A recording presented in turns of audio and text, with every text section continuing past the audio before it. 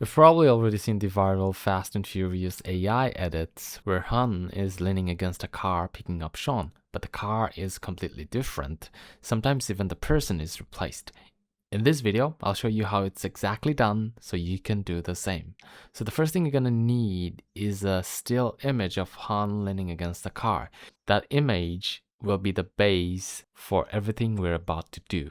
Next, choose the car you want to replace it with. For example, I'll be using the car from Mr. Bean. You can pick up any car you want. Just make sure the image is clear and high quality. Now head over to Google Gemini, upload the screenshot of Han leaning against the car and the image of the new car you want to insert. Then use this prompt I'm showing on the screen.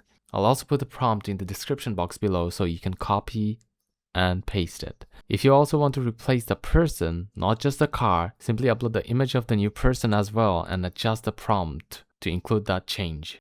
After Gemini is done generating the image and you're satisfied with it, now you'll need the original clip of Han leaning against the car, the exact scene used in the edits. Keep it short, around 5 seconds. You can trim the clip using CapCut. It's free. I'll link it down in the description box below. Just cut the exact portion you want, export it, and you're ready for the next step. Now that you have both the image and the video, head over to Kling AI. You can sign in with a Google account or use any other email. Once you're here, click on Omni. Upload the video first, then upload the reference image.